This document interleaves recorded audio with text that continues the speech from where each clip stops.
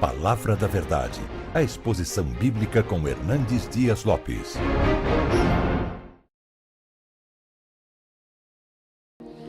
Eu peço que você abra sua Bíblia comigo no primeiro livro dos Reis. Primeiro livro dos Reis, no capítulo... Obrigado, filho. Muito obrigado. Capítulo 17. Nós faremos a leitura até o versículo 10. Após a leitura, eu peço que você mantenha a sua Bíblia aberta comigo para considerarmos juntos esta passagem. Está escrito o seguinte: Então Elias, o tesbita, dos moradores de Gileade, disse a Acabe: Tão certo como vive o Senhor, Deus de Israel, perante cuja face estou, nem orvalho, nem chuva haverá nesses anos, segundo a minha palavra. Veio-lhe a palavra do Senhor dizendo: Retira-te daqui, vai para a banda do Oriente, e esconde-te junto à torrente de Quirite, fronteira ao Jordão. Beberás da torrente. E ordenei aos corvos que ali mesmo te sustentem. Foi, pois, e fez segundo a palavra do Senhor. Retirou-se e habitou junto à torrente de Quirite, fronteira ao Jordão. Os corvos lhe traziam pela manhã pão e carne, como também pão e carne ao anoitecer, e bebia da torrente. Mas passados os dias a torrente secou, porque não chovia sobre a terra. Então lhe veio a palavra do Senhor dizendo: Dispõe-te, vai a Sarepta, que pertence a Sidom, e demora-te ali, onde ordenei a uma mulher viúva que te dê comida. Então ele se levantou e se foi a Sarepta. Até aqui. Amém. A nossa geração talvez não tenha visto um ano tão atípico quanto 2020. Talvez alguns mais experientes entre nós viveram os dramas da Segunda Guerra Mundial, mas a maioria de nós não. Mas estamos vivendo este ano que vai ficar nos anais da história. Um ano em que um vírus parou o mundo, mudou a agenda das nações, colocou por terra os pilares da confiança humana, quais sejam o poder econômico, o poder da ciência e o poder da política. Quem de nós podia imaginar que, em vez de abrigar mais e mais e mais e mais pessoas nos nossos templos, estaríamos dizendo para elas: não venha, você não pode vir, você precisa fazer uma inscrição? Quem de nós podia imaginar que nós estaríamos de máscara, não respirando direito, escondendo o rosto uns dos outros? Talvez a palavra da manchete dos jornais do mundo inteiro é crise, crise, crise. Nós estamos vivendo esse tempo de crise aguda, agônica, endêmica e sistêmica. Mas o que me chama a atenção é que isso não é novo, porque o profeta Elias muito provavelmente está vivendo uma crise pior que a nossa. E eu gostaria de situar Elias no tempo e no espaço, antes de entrar na exposição do texto lido. Bom, vocês todos sabem que depois de 120 anos de monarquia, que substituiu o governo teocrático no período dos juízes, Israel viveu 120 anos sob a liderança de 3 reis, Saul, Davi e Salomão. Quando Salomão morre, o seu governo está no auge do luxo, da riqueza. E sempre que um governo está vivendo no fausto, na riqueza e no luxo, alguém está pagando a conta. Quem estava pagando a conta era o povo. Com a morte dele, em 931 a.C., o povo aproveita o ensejo para reivindicar mudanças, para rogar ao rei, para aliviar a mão, porque os tributos estavam pesados demais. E o rei vai buscar conselhos. Buscando entre os anciãos conselho, disseram a ele: atenda o povo não aguenta mais trabalhar meia para o governo. Mas ele não gostou desse conselho, foi procurar entre os jovens, e maturamente disseram: bom, esse povo só vai se submeter se você pesar a mão ainda mais, oprime ainda mais, é debaixo do tacão cruel que você vai governar. E o rei tolamente segue esse conselho, e aquele Reino Unido é desestabilizado. Das 12 tribos, 10 seguem a liderança cismática de Jeroboão I, formando o chamado Reino do Norte, Reino de Israel, cuja capital veio a ser Samaria. Esse reino durou 209 anos, em outras palavras, de 931 a.C. a 722 a.C., quando o Império Assírio dominou Samaria e desestabilizou politicamente este reino, levando o povo para o cativeiro. Os restantes que ficaram, imiscuídos com outros povos, formaram o que nós chamamos de povo samaritano.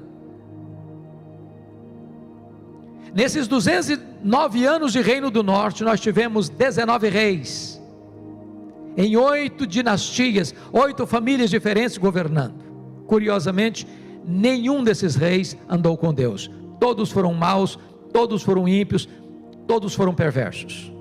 Se você ler, você vai encontrar uma espécie de estribilho. Os reis que sucederam Jeroboão I seguiram no caminho de Jeroboão, seguiram no caminho de Jeroboão, seguiram no caminho de Jeroboão. Que caminho foi esse? Jeroboão foi um homem estratégico. Ele sabia que Israel vivia em torno do culto a Deus.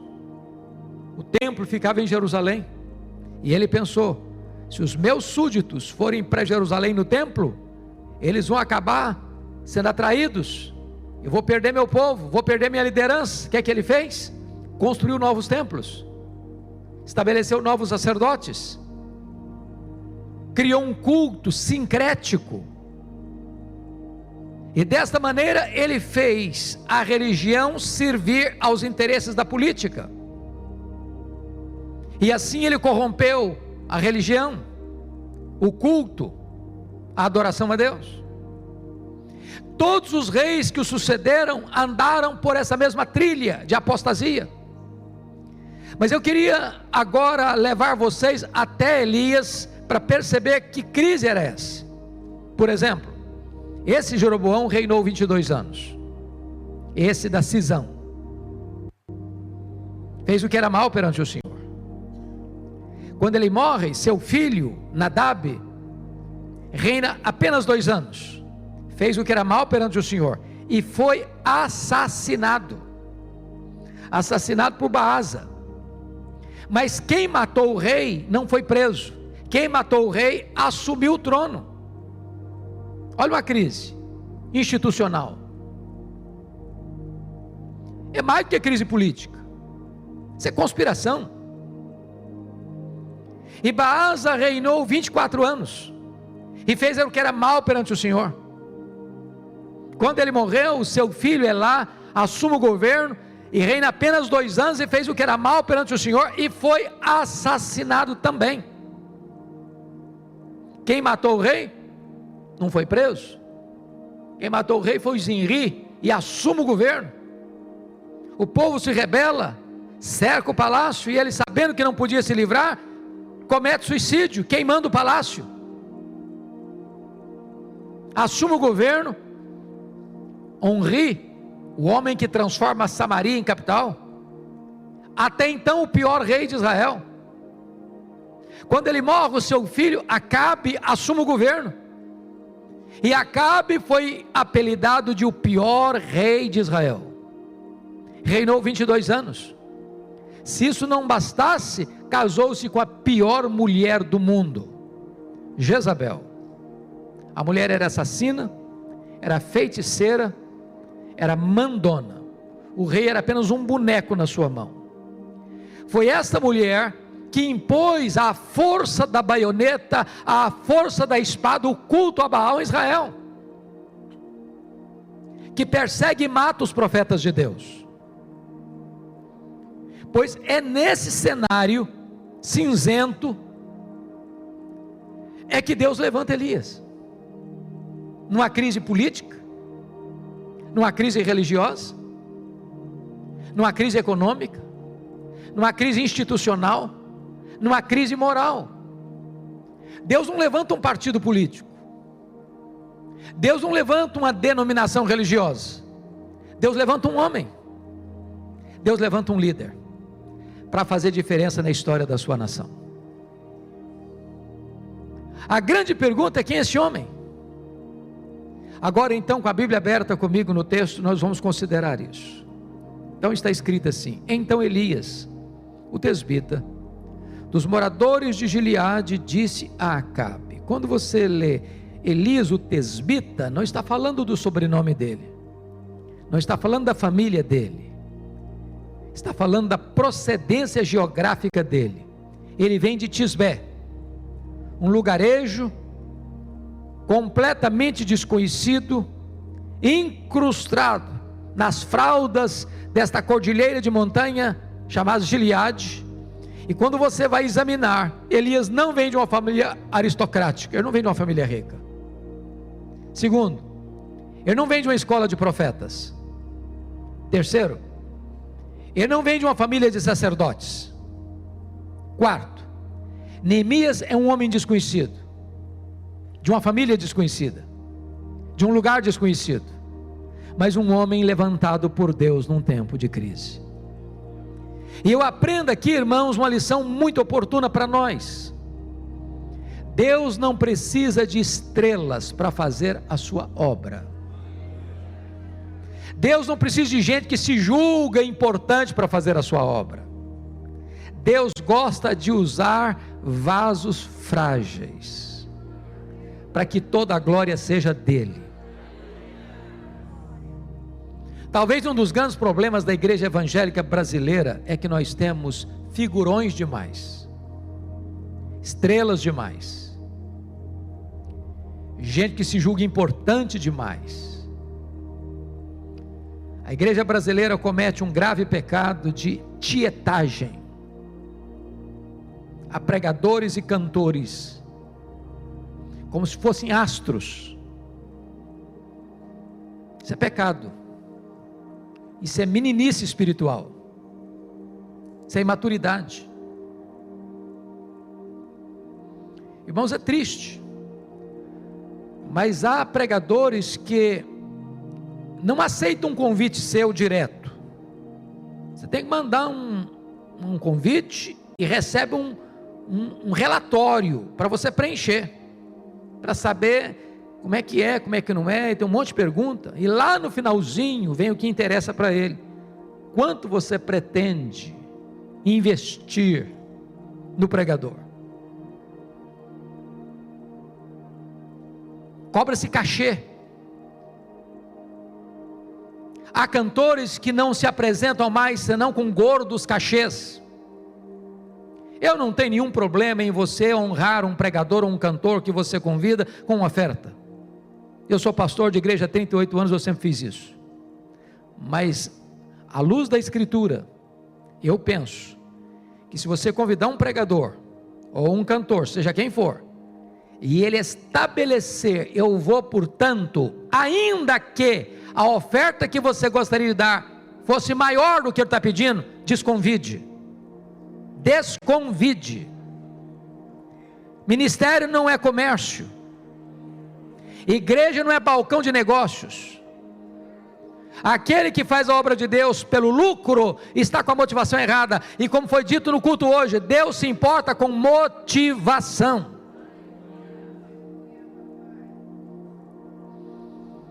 Há pouco tempo já tem alguns anos, eu convidei um cidadão para pregar. Era uma festa de aniversário da igreja também. E eu não consegui falar com o pregador, estava blindado. Quando eu consegui falar com a secretária e fiz o convite, ela me respondeu assim: não, nosso pregador, nosso pastor não prega mais em igrejas não. Eu falei: não, só prega em grandes concentrações. Eu não me contive e disse: então, seu pregador deve ser mais famoso do que o apóstolo Paulo e do que o Senhor Jesus Cristo. Porque, pelo que me consta, Jesus pregou seus melhores sermões para uma pessoa só. Pelo que me consta, o apóstolo Paulo falava publicamente e também de casa em casa. Cuidado para você não ser seletivo. Cuidado para você não pensar que você é uma estrela. Pode até ser uma estrela caída, mas a estrela verdadeira só tem uma. É a brilhante estrela da manhã. É o Rei dos Reis, é o Senhor dos Senhores.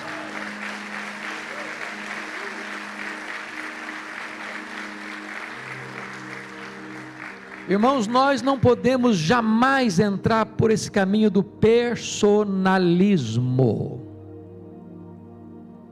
Veja que a igreja de Corinto era uma igreja assim, a igreja que tinha grupos, ícones. Alguns vocabulários nossos a gente devia tirar da nossa vocabulário. Fulano de tal é um grande servo de Deus. Não existe grande servo, existe servo. Se é grande não é servo, se é servo não é grande. Jesus diz: quando você fizer tudo, mas tudo, você não passa de um servo inútil, só fez o que devia fazer. Então na igreja de Corinto tinha 4 partidos: eu sou de Paulo, eu sou de Apolo, eu sou de Cefas, eu sou de Cristo. Era uma igreja pluripartidária. Tinha o PPP,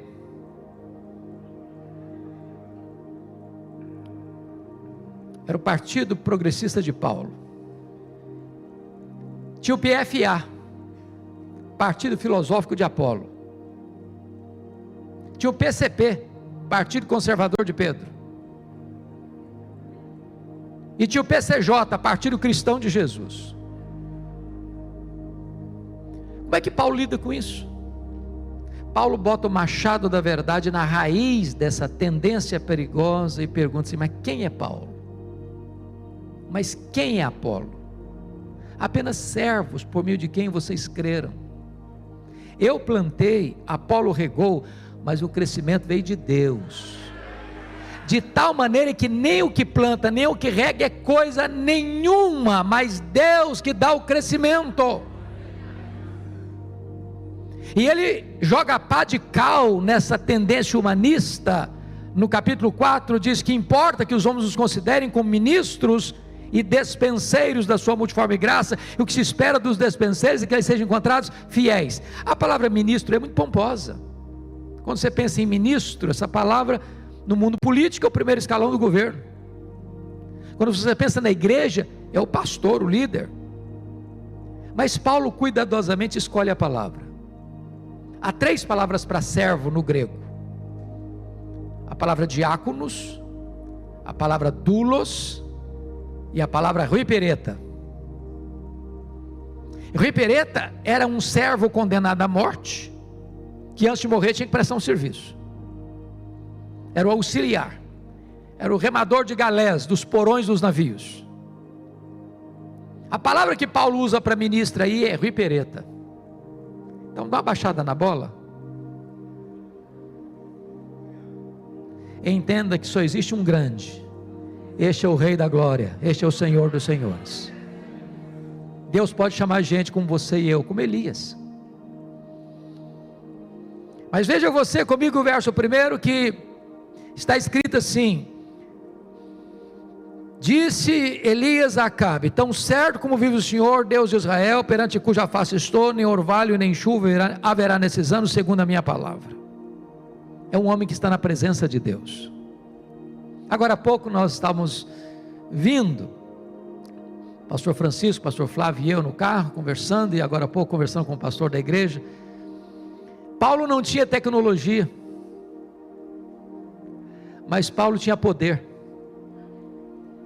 Paulo chega numa cidade como Éfeso, em 3 anos, com mais de 300 mil habitantes, ele impacta a cidade, sem Bíblia impressa, sem folheto, sem zap, sem internet, sem Facebook, sem canal de YouTube.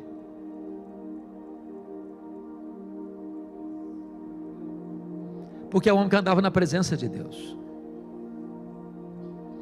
Mas ele diz algo chocante para o rei Acabe: não vai chover, não vai cair orvalho nesses anos, segundo a minha palavra. Que garantia ele tem? De onde vem essa certeza? O texto não responde, mas a resposta está em Tiago 5,17. Elias orou com instância para não chover, e não choveu.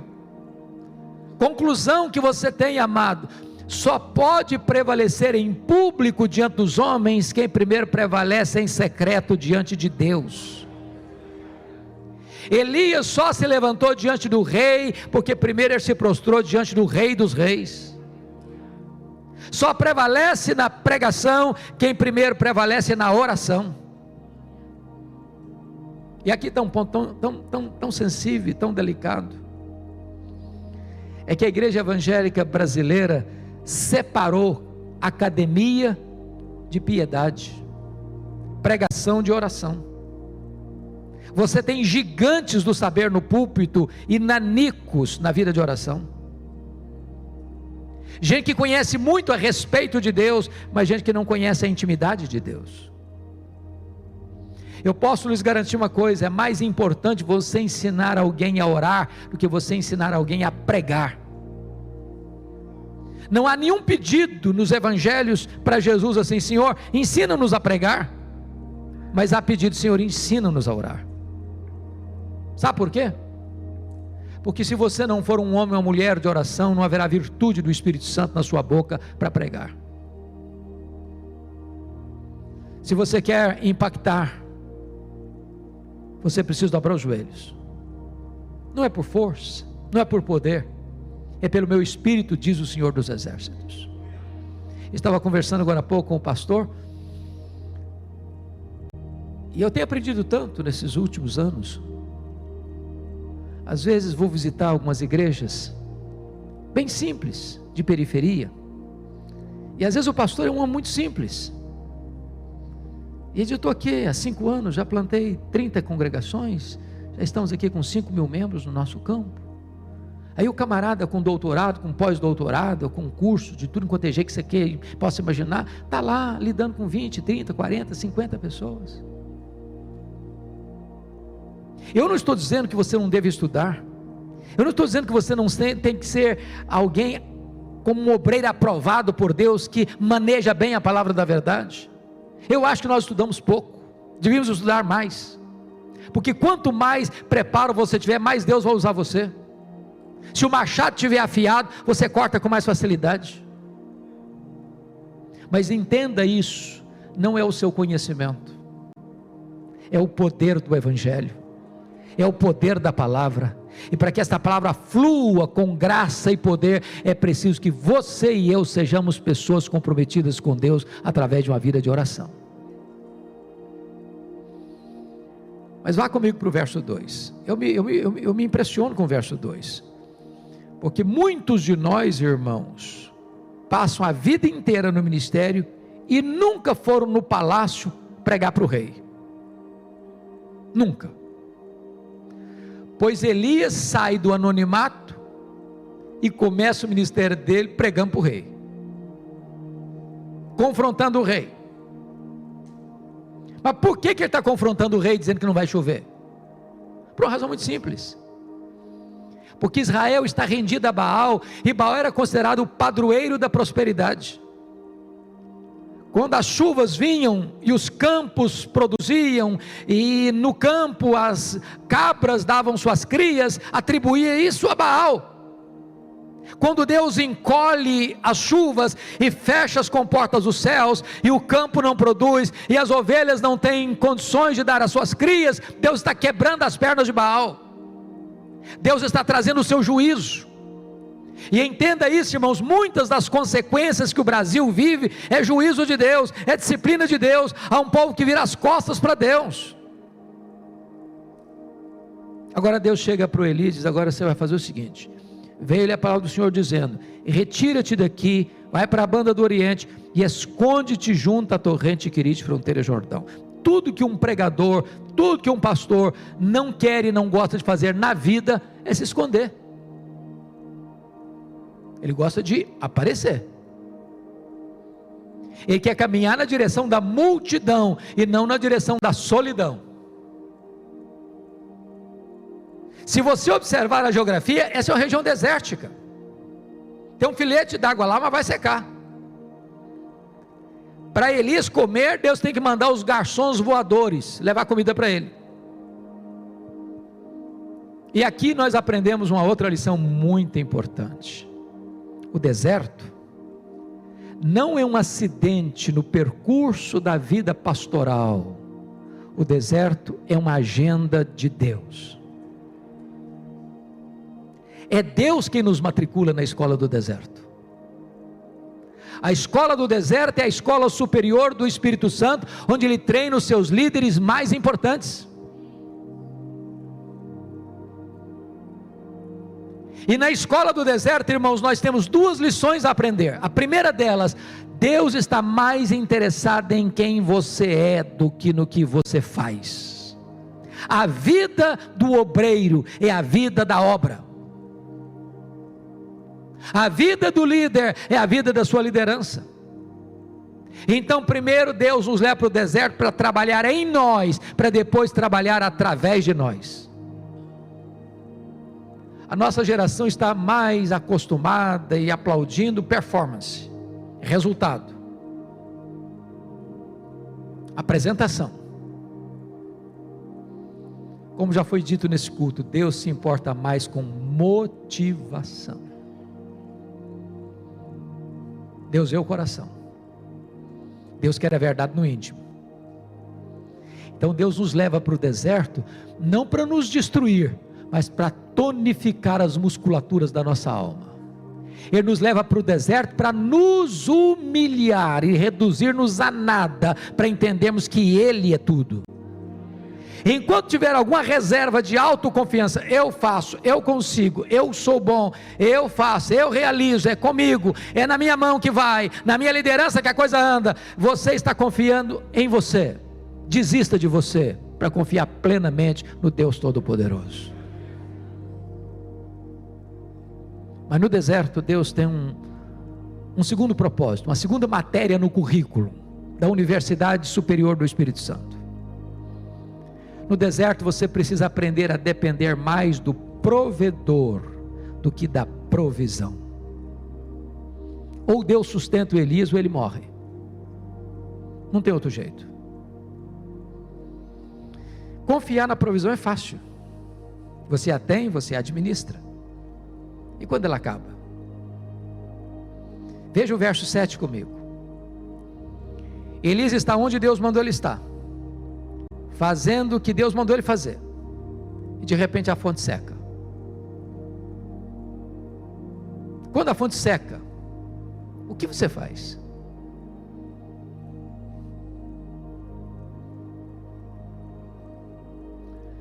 Quando a sua fonte seca, Deus sabe onde você está. Deus sabe para onde você deve ir. Deus sabe o que você deve fazer. A sua fonte pode secar, mas o manancial de Deus continua jorrando. A sua despensa pode ficar vazia, mas os celeiros de Deus continuam cheios. Se Deus leva você a essa situação, não é porque Deus está em apuros. Deus nunca fica em apuros. É porque Ele está trabalhando em você, para depois trabalhar através de você. O líder não é alguém que tem uma fé de segunda mão. O líder é alguém que conhece a Deus na experiência. Me permita contar uma experiência particular.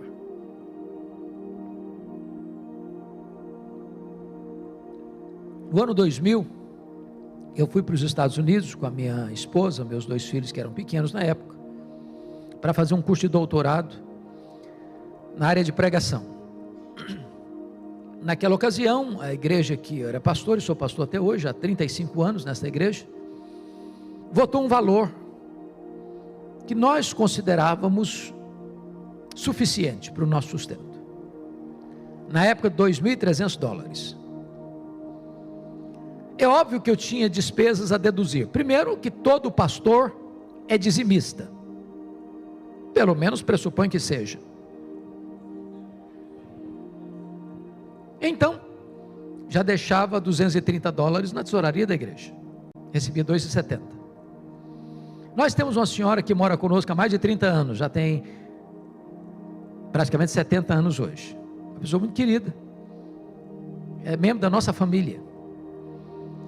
E eu achei que eu não seria honesto, desamparando-a naquele tempo. Continuei pagando o salário dela.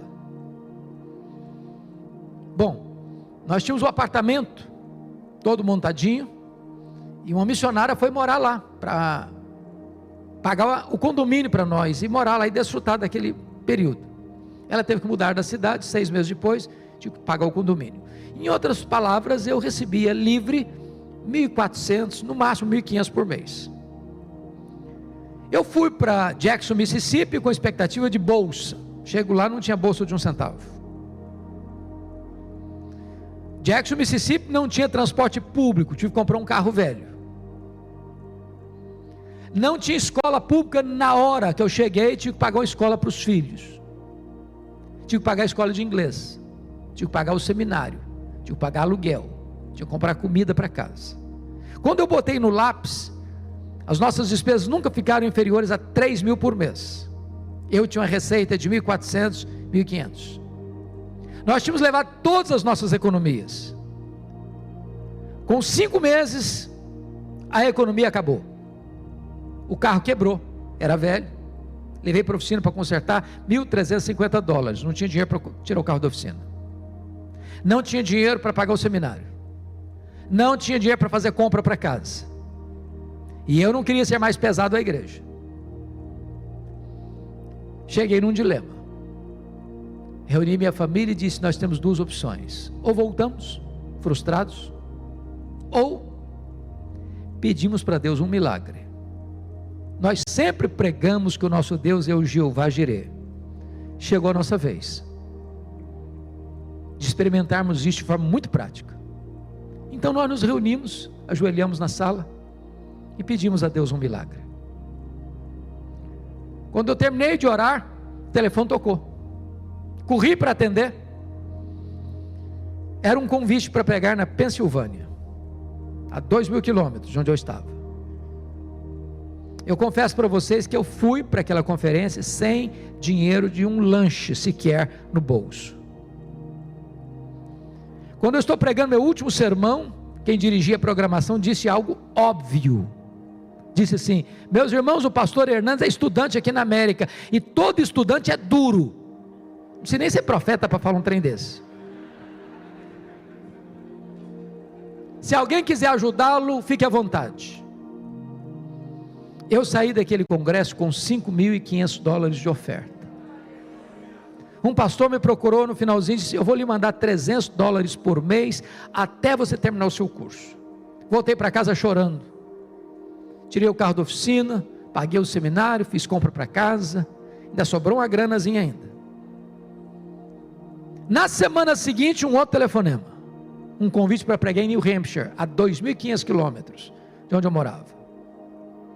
Estou pregando meu último sermão de novo, vem um presbítero por trás de mim, botou um bilhete bem claro, visível na minha frente: eu não sei o que está acontecendo com você, mas Deus tocou o meu coração. Eu quero lhe mandar $600 por mês, até você terminar o seu curso. No final me deram $2.500 de oferta. Para encerrar a conversa, eu recebi 21 convites para pregar em 10 estados diferentes. Cada lugar que eu ia, Deus fazia um milagre diferente. Um dia uma mulher fez uma viagem de 60 milhas de noite, debaixo de neve, para onde eu estava, porque Deus tocaram o coração dela para ir lá me dar uma oferta. Nunca nos faltou nada. Nada. Mas o que mais me chamou a atenção é que no dia que nós viemos embora, eu fui ao banco fechar a conta. E para nossa surpresa, exatamente o valor das nossas economias pessoais que nós havíamos levado, estava lá no banco. E Deus me ensinou uma lição: quando a sua fonte seca, os mananciais de Deus continuam jorrando. Quando a sua despensa fica vazia, os celeiros de Deus continuam cheios. Você precisa aprender a depender do provedor mais do que da provisão.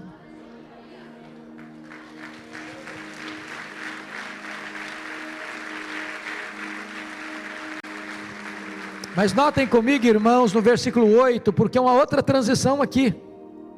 Então lhe veio a palavra do Senhor dizendo: dispõe-te, vai a Sarepta, que pertence a Sidom, e demora-te ali, onde ordenei a mulher viúva que te dê comida. Então ele se levantou e se foi a Sarepta.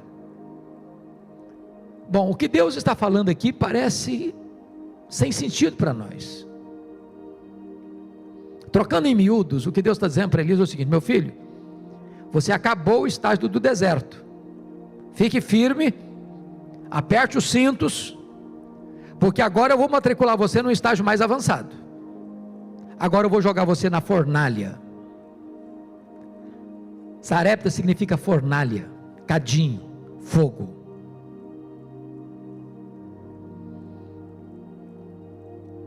O moinho de Deus moe devagar, mas moe fino. Fino.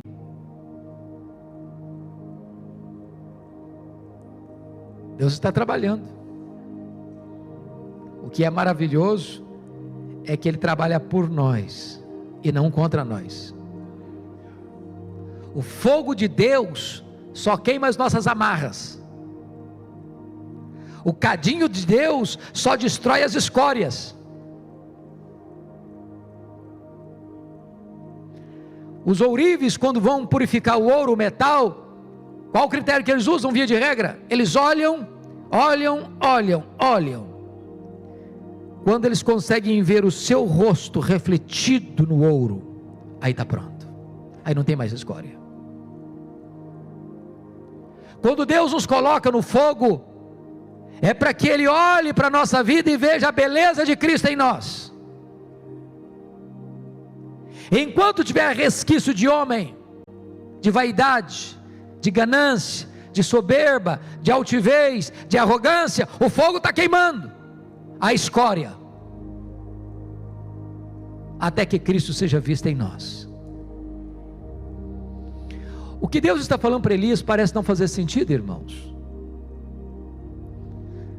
porque notem que se Deus dissesse assim para ele: ô Elias, você está escondido aí, filho, já tem muito tempo, chega, vamos trabalhar, agora você vai cruzar a fronteira, e você vai lá para Sarepta, que tem uma viúva lá, passando um perrengue, uma magrela, e você vai lá para sustentar aquela viúva. Ele podia pensar: bom, pelo menos eu tenho um ministério, vou cuidar de uma mulher carente, vou cuidar de uma mulher viúva.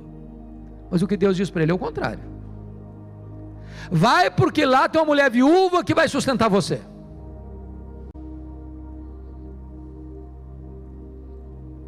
E ele sai de Querite para não morrer de sede, e quase morre de fome em Sarepta, porque a mulher que vai sustentar está morrendo de fome.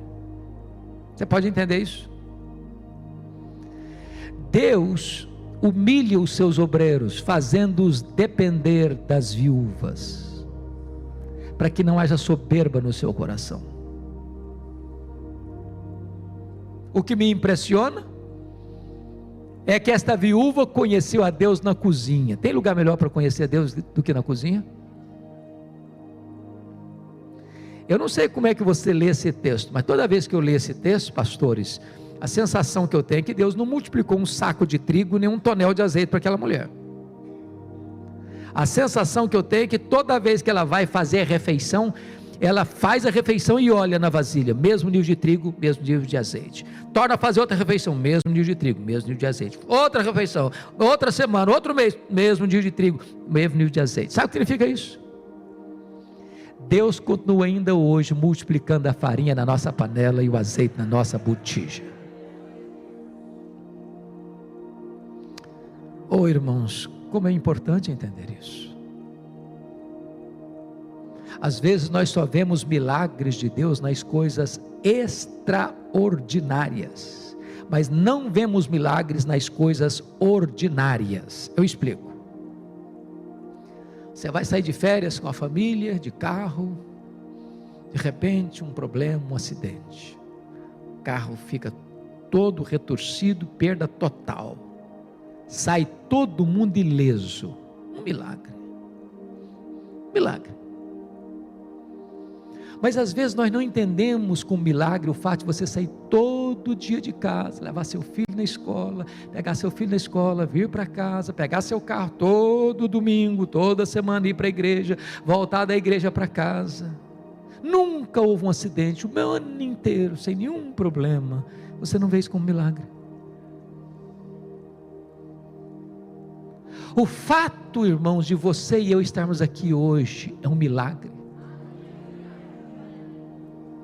Mais de 151 mil brasileiros foram ceifados nessa pandemia, com Covid ou de Covid. Gente melhor do que nós já foi, melhor do que nós. Se Deus está preservando a sua e a minha vida, isso é um milagre.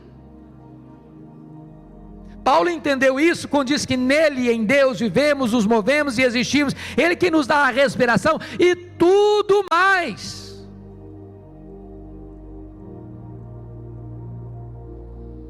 Eu creio no Deus de milagres, eu sei que você crê também.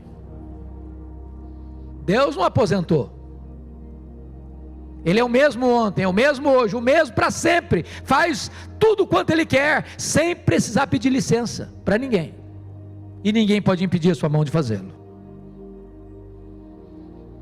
Agora, tem um contraponto.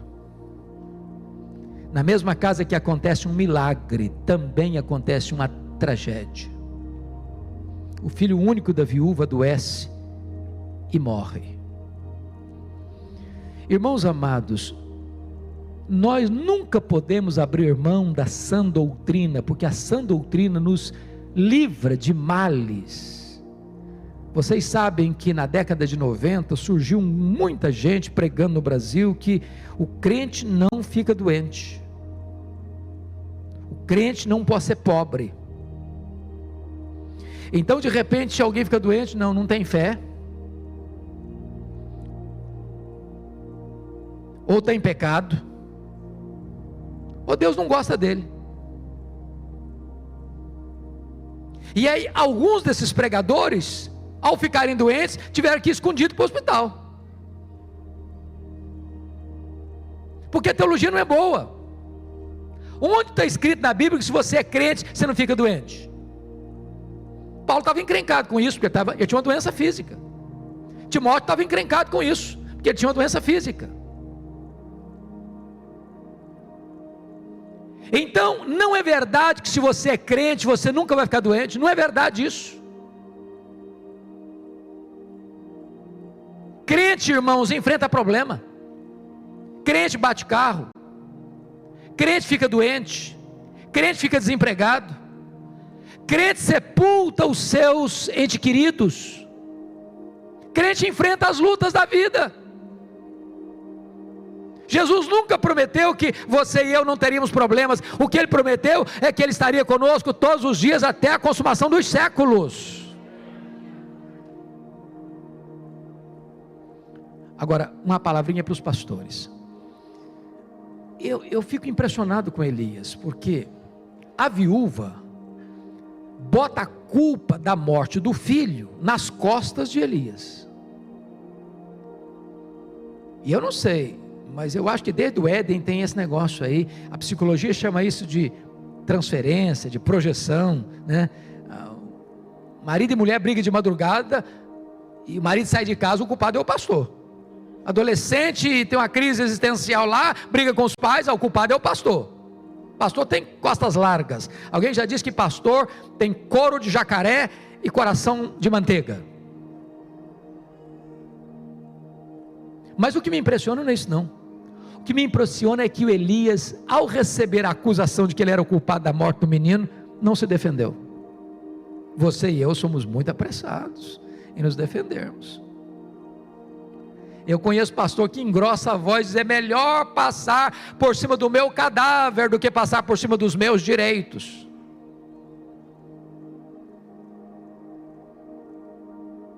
Elias não se defendeu. Por que não? Talvez porque tinha aprendido um princípio de Jesus, que você não esmaga a cana quebrada, nem apaga a torcida que fumega. Massacrar quem já está machucado pela vida não faz sentido. Quem defende você é Deus. Eu vou dizer uma frase aqui, se vocês esquecerem o resto, se guardarem a frase, me dou por satisfeito nesta manhã. E a frase é esta: cuida bem da tua piedade, e Deus cuidará da tua reputação. Você não precisa se defender, quem defende você é Deus. Mas me impressiona Elias, porque ele que fica lá calado para se autodefender, diante da acusação da viúva, pega o menino morto, leva para o quarto, fecha a porta, e lá ele abre o bico. Lá ele fala, e fala muito. Lá ele fala com Deus, nos ensinando uma lição importante. Se nós orássemos mais, nós nos defenderíamos menos. Se nós orássemos mais, nós brigaríamos menos. Se nós orássemos mais, nós veríamos mais os milagres de Deus acontecendo. Agora eu não sei quanto a vocês, colegas que estão aqui, eu fico pensando, se hoje você e eu fôssemos fazer um pedido para Deus, inédito, que nunca aconteceu aquele milagre na história, porque até Elias não tem registro de ressurreição, não tem. Eu acho que se nós fôssemos fazer um pedido para Deus, uma coisa que nunca aconteceu na história, as pessoas nos internariam numa clínica psiquiátrica. Eu acho mais, acho que nos chamariam de hereges, irresponsáveis, pois Elias pede para Deus um milagre inédito, para Deus ressuscitar o menino, e a alma do menino retornou para ele, ele ressuscitou. O que o homem não pode fazer, Deus faz. Eu quero concluir só pensando com você na seguinte cena. Imagine vocês se Elias fosse uma dessas estrelas de hoje, que fazem propaganda até de milagres que nunca aconteceram. O que ele faria? Eu acho que Elias, a primeira coisa que ele faria, se fosse um dos estrelas de hoje, é chamar uma coletiva da imprensa, para mostrar quão grande homem ele era. Segundo, eu acho que ele botaria alguns outdoors na cidade de Sarepta com a fotografia dele. Terceiro, ele faria um discurso de autoelogio. Quarto, ele bateria palmas para ele mesmo. Quinto, ele faria um solo do hino Quão Grande És Tu diante do espelho.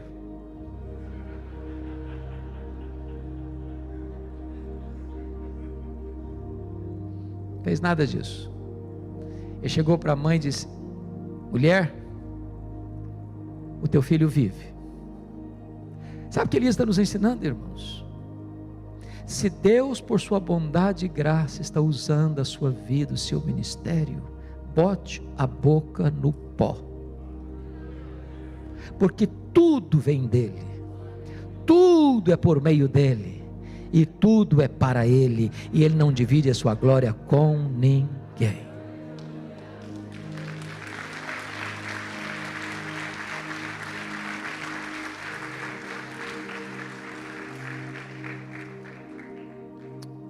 Mas o que é bonito, para encerrar, é que quando você honra Deus, Deus honra você.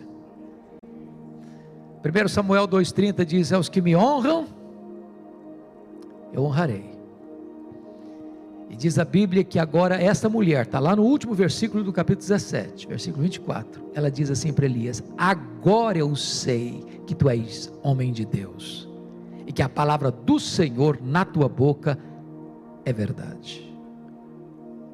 Oh, irmãos, o que é mais importante não é sermos conhecidos como homens intelectuais, ou famosos, ou influentes, ou políticos que manipulam, ou gente que tem muita autoridade eclesiástica.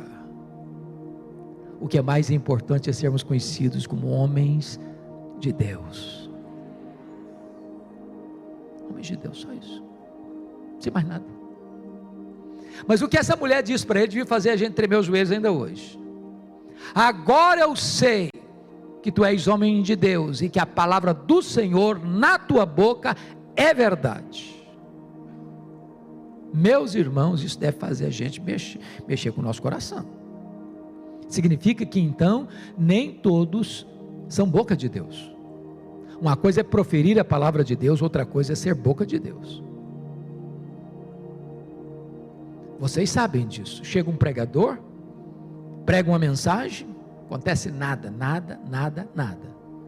Chega outro, prega a mesma verdade, os corações se derretem. Por quê? É porque um é boca de Deus, o outro não é. Está escrito em Jeremias 15:19: se tu te arrependeres, eu te farei voltar e estarás na minha presença. Se apartares o precioso do vil, serás a minha boca. Oh, amados, os melhores e maiores sermões da história estão hoje no nosso vernáculo, na língua portuguesa. Sermões da Bíblia, dos profetas, dos apóstolos, de Jesus. Sermões dos pais da igreja, de João Crisóstomo, de Aurélio Agostinho. Sermões de Martinho Lutero. Sermões de João Calvino. Sermões de Jonathan Edwards. Sermões de Dwight Lyman Moody. Sermões de Charles Haddon Spurgeon. Sermões que Deus usou para trazer avivamento, para trazer conversões em massa. Se nós pegarmos esses sermões hoje para pregá-los, o resultado não será o mesmo. Por que não? Porque Deus, como disse E.M. Bounds, um metodista piedoso do século XIX, nós estamos à procura de melhores métodos, e Deus está à procura de melhores homens. Deus não unge métodos,